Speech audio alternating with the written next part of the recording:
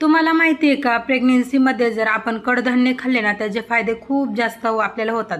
तर त्यासाठीच आहे ना, संध्याकाळच्या टायमाला शेंगदाणे जे काही तुमच्याकडे अवेलेबल असतील कडधान्य, ते सर्व हरभरा, वाटाणा हे सर्व तुम्ही रात्री भिजवत घातलात आणि सकाळी जर खाल्लात ना, त्याच्याने ना प्रेग्नेन्सीमध्ये आपल्याला खूप जास्त एनर्जी येते, ताकद येते, दिवसभर थकवा जाणत नाही.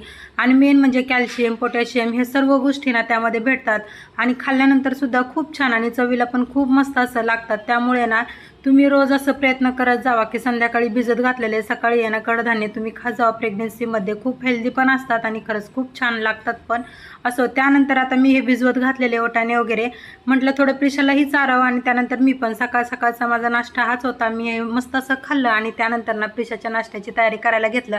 म्हटलं रात्री भिजत घातलेले हे कडधान्य ते मलाही उपयोगी ठरतील आणि प्रिशालाही, म्हणून त्यात 2 कामं करायला घेतले. ते म्हणजे ना प्रिशासाठी छोटे छोटे असे ना डोसे सुद्धा बनवायला घेतले. त्यासाठी सर्वात आधी तर हे कडधान्य भिजवलेले ते एका मिक्सरच्या भांड्यात टाकले. त्यामध्ये ना 2 लसणाच्या पाकळ्या टाकल्या आणि एकच मिरची टाकली, कारण प्रिशा जास्त ही तिखट खात नाही त्यामुळे. आणि त्यामध्ये ना थोडंसं जिरे सुद्धा टाकले आणि नंतर आहे ना चवीनुसार त्यामध्ये मीठ टाकून घेतलं. हे सर्व मिश्रण आहे ना बारीक असं मिक्सरला वाटून घ्यायचं, थोडंसं जाड सुद्धा ठेवायचं नाही. आणि मस्त असं बारीक मिक्सरला वाटून घेतल्यानंतर आहे ना ते पूर्ण एका पातेल्यामध्ये टाकून घेतलं.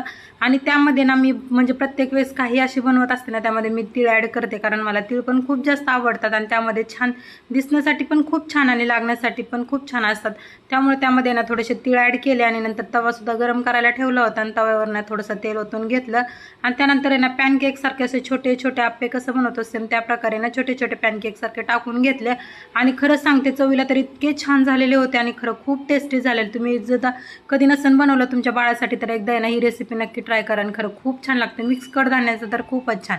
नंतर प्रिशाला ना खायला सुद्धा दिलं, पण ते गरम होतं म्हणून ती काही जवळ आली नाही. पण नंतर गार झाल्यानंतर ना तिने खूप जास्त आवडीने खाल्ले आणि तिला खरंच खूप आवडले. चला, तुम्हाला माझा व्हिडिओ आवडला असेल तर लाईक करा, शेअर करा. पुन्हा भेटू अशाच एका व्हिडिओमध्ये. तोपर्यंत सर्वांना बाय बाय.